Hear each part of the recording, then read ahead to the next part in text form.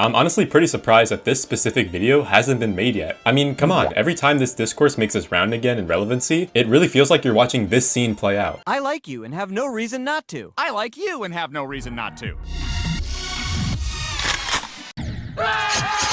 This is a conversation that we have not only lacked to have in our community, considering how long ago this has been an issue, but this is a discussion that we need now more than ever. I'm talking about none other than CBF blockers. Wait. Before we go down that path, let's make sure everyone's up to speed. You've probably already heard of the mod CBF, or click between frames, and if you haven't, please do yourself a favor and learn about it from any of these people on screen, since I won't be going over its mechanics in depth in this video. In short, CBF removes the concept of the 240 individual frame steps in-game, and your inputs will register at the very instant you click, whereas on Vanilla 2.2, your icon would have to wait until the next physics step before registering your input. Now, you're probably wondering, what is a CBF blocker? Well, it functions exactly how it sounds. In some levels online, either the creator or verifier may add a specific setup with triggers somewhere in the level that will make a click impossible to perform with CBF enabled, and only works when using the standard 240 physics. How does this work? I have no clue. I honestly don't understand it myself either. I tried asking around, but to no avail. CBF literally allows for more precise inputs, so I don't get how it equivalates to impossible timings that only 240 TPS, aka physics that are less precise, can get through. If I figure it out, I'll let you guys know, but with this newfound knowledge, this brings us to the question of, why do they even exist?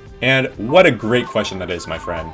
If you piece 2 and 2 together, clicks between frames directly alters the way the base game operates, making the usage of it technically cheating. But I like to consider CBF ethical cheats, because all it's really doing is just fixing a problem RobTop created with the 2.2 physics. Speaking of RobTop, yeah, long days on his end, he is not a fan. If a level is verified with the usage of CBF, RobTop ain't gonna rate it. The ideology that stems from the implementation of CBF blockers is sort of like, hi, I'm a top Geometry Dash player. I like to verify really hard levels, and I sure hope the level I'm trying to verify gets rated when I'm done.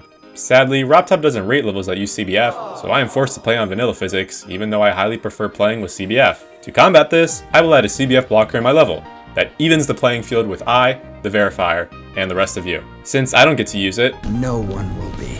This also prevents people from downplaying my achievement when they beat it, since CBF plays such a significant role in top level play. Yeah, something like that. That wasn't meant to mock anyone, by the way. This was the easiest way I thought of to describe the logic behind using them to an average player. So the combination of both RobTop disapproval and top player anxiety, we now have the beloved CBF blocker.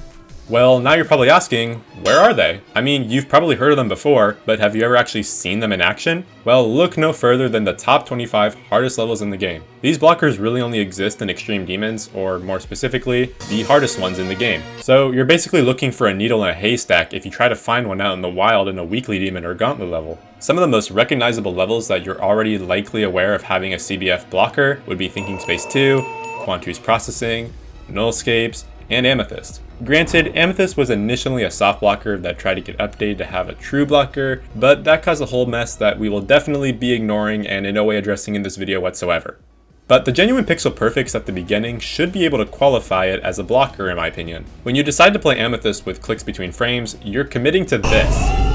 These were just the most popular examples, while on the other end of the same spectrum, levels you probably didn't know have blockers are like Sweeping Demon 2, Escalator, and Funky Amalgamation. They aren't talked upon much, or nearly not as much as the others, but they too land in the realm of levels possessing a CBF blocker. There's also a different branch of preventative methods to combat CBF, like a CBF buffer. This I find interesting, since I still really don't understand how that even works. Such levels that utilize this method would be Flamewall, Kosetsu, and Coral Cave. The last one being the odd one out, since Coral Cave doesn't actually alter any of the gameplay, but instead it gives you a 1 hour end screen. Like, nah, you the one, bro. So Coral Cave clearly gets the pass for the best CBF prevention method, and if you really wanted to beat it with CBF on, just make sure you have a good movie on in the background while you wait.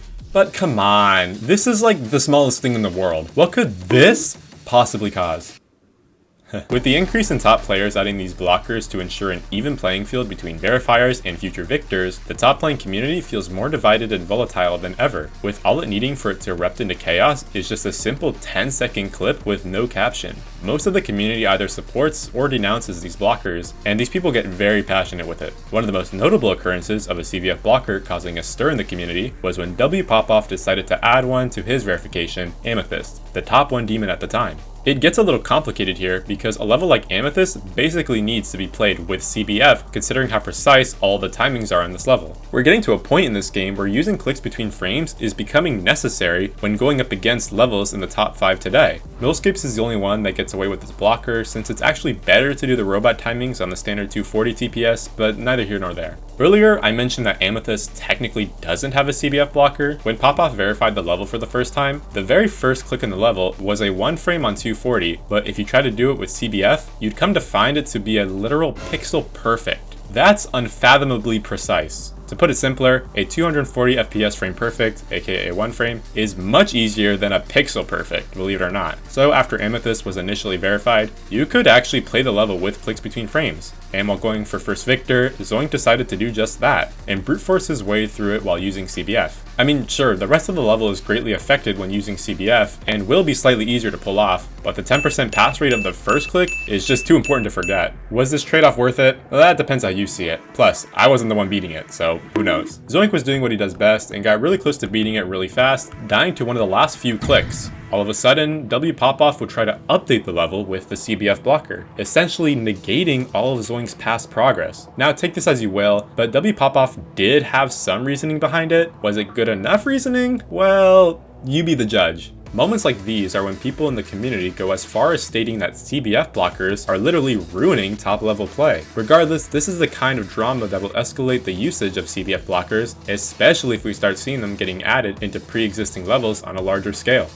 Rolling back quite a bit on this discussion, the division in the community isn't only labeled as a black and white topic. Like I said earlier, most people are very much in favor or very much against the concept and execution of CBF blockers. But there are a fair amount of players out there who lean neutral. And this is where I come in. I'd consider myself a fairly decent player. I've gotten some extended list completions, so not to toot my own horn, but I definitely have a little more say in the ethics of blockers than say, oh, I don't know, over half of this discussion's headcount. But even so, I'm nowhere near qualified enough to say that CBF blockers affect me directly. So in my wholeheartedly, honest to God opinion on the usage of clicks between frames blockers, I don't care.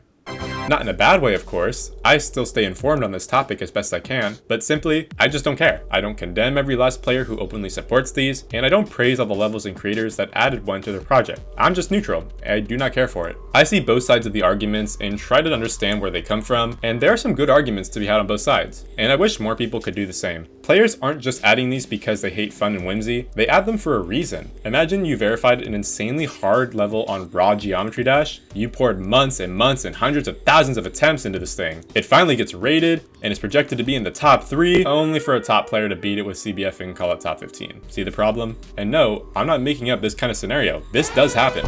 Having an achievement undermined like that must be one of the worst feelings in the world, considering Geometry Dash is 95% a mental game, and you undergo your own mental battles when playing levels that are a unique experience to you and only you. Now I know how Pop-Up must have felt seeing this. I don't know. Maybe I'm too sunshine and rainbows, but these blockers just don't bother me enough, as I feel like they should, coming from someone who loves to see the upper skill limit pushed to new heights at every possible chance. But we've made it, ladies and gentlemen. We've made it to the end of the video. Dear Leader Zallitz will surely enlighten us with an answer to all of this madness. Well, actually I don't. And I don't think there is a true, perfect solution that exists. The only way we will get to see the abolishment of blockers in top-level play is if the big man himself adds CBF to the game, and for God's sakes, where is he? The reason I don't believe there's a solution is because the quote-unquote solution will have to be top players just accepting their fate of future victors undermining their achievement, like it or not. But let's take 3 examples: Andromeda, Anathema, and Subsuming Vortex. These are all levels that greatly benefit from the usage of CBF, and people overall have a better time playing these levels, all because their verifiers made the sacrifice to not add a CBF blocker. But again, this can't be said for the rest of top players, and not everyone will be okay with getting their verifications called easy. I understand wanting to make sure your level receives true difficulty ratings by its victors, but gatekeeping it with a blocker is not the right way to go about it. I believe that the upcoming Rated Plus tab is the way to go about this. Since the majority will feel less pressured to verify their top extremes without CBF, Rated Plus will allow unrated levels to be placed on the demon list, which would include CBF verified levels. And as a result, verifying a level with CBF will prevent the verifier from feeling the need to add a blocker in themselves. Kind of like what's happening with Grief. If you want to do it on vanilla, go for it. If not, no one's going to bat an eye if you uncheck that box. I also think that this is the best line of action because top players really value their verifications getting placed on the demon list at the end of the day. While today, you are forced to have to verify your levels RobTop's way, with Rated Plus, your verification will most definitely be getting its deserved placement. Granted, it's decorated now, but there we have it. Whenever the Rated Plus tab gets released, fingers crossed that the general consensus on CBF blockers shifts a little bit and we start seeing them appear a lot less. But for now, it looks like we're gonna have to live with them a little bit longer. Well, that's gonna be a wrap on my last commentary of the year. I think we did pretty well for ourselves in 2025. So the video's ending here. If you'd like to stay around and hear my plans for the channel this upcoming year, you're more than welcome to do so. But if you were just here for the discussion and nothing else, you're free to leave. So I'm probably just gonna leave this unedited at the end of the video, just so you guys hear like my raw thought process. But what I wanted to do, well, I was reflecting on 2025 and what I did and what I wanted to do differently. And I mean, I'm pretty satisfied with some of the videos I put out this year. I mean, not pretty, I'm very satisfied. We put out some really good videos. But the problem was, I feel like these were not, they didn't happen frequent enough. Like, I felt like it was like a good Zallitz video, like 2 months plus, like spread out like every other couple months. And then I feel like I kind of had, towards the second half of the year, I feel like I kind of was in the mindset too much of like, oh, I'll just post filler and make a good video next time. But then, you know, the next time was also filler and it was just getting messy. I'm not a fan of that. So the main goal for 2026 is quality over quantity, believe it or not.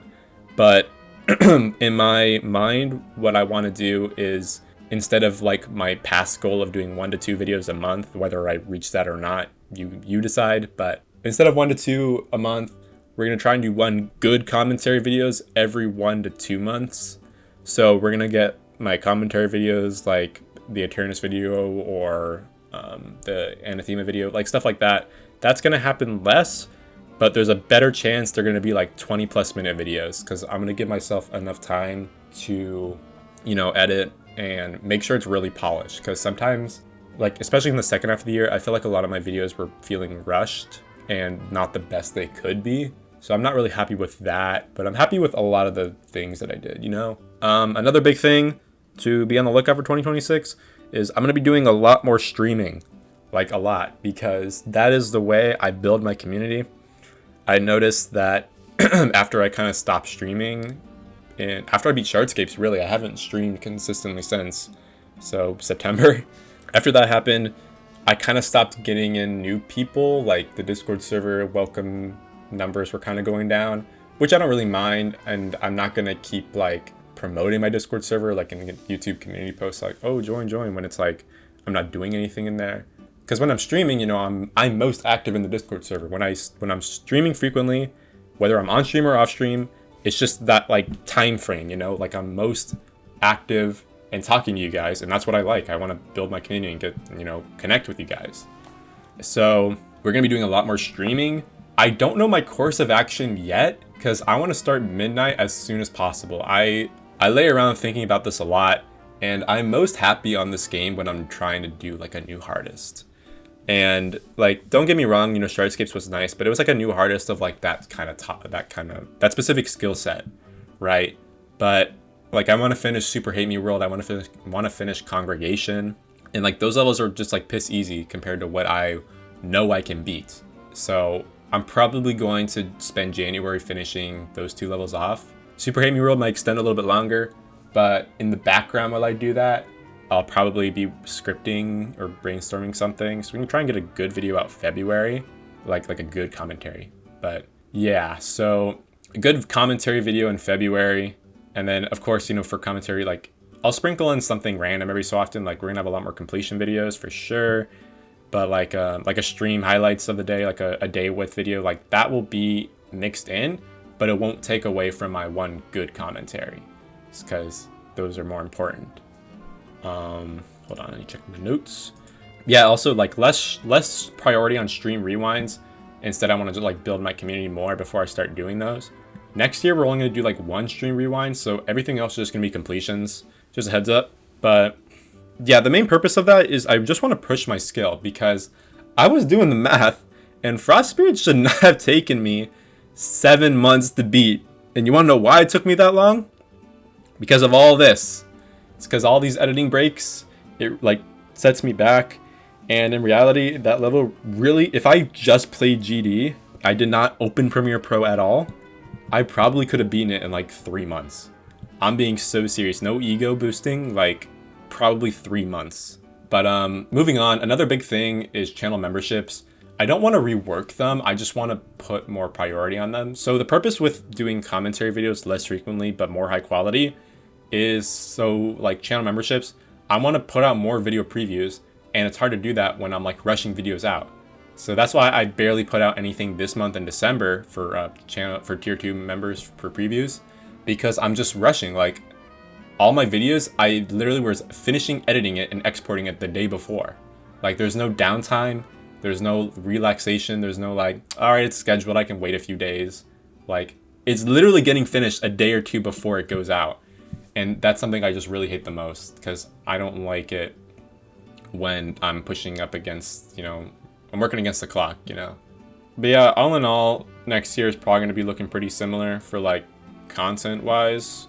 We're going to have some more completions, some higher quality commentaries, way more streaming, less stream rewinds, you know, and, you know, more emphasis on channel memberships, and hopefully they get more traction because I'm putting out more stuff and more of a reason to become channel members. Maybe I'll try some collabs next year. I don't know. I feel like I just work best solo. I don't want to push myself. Yeah, I mean, that's kind of everything I wanted to get out. So again, thank you guys so much for an amazing 2025. I put out some of my best work ever this year. Hopefully next year we'll get some even better work. So we got some crazy views, hit some crazy milestones, and overall just had a lot of fun. So here's to a good 2026. I'm like doing like a cheers thing, and I'll catch you guys next time. Take care.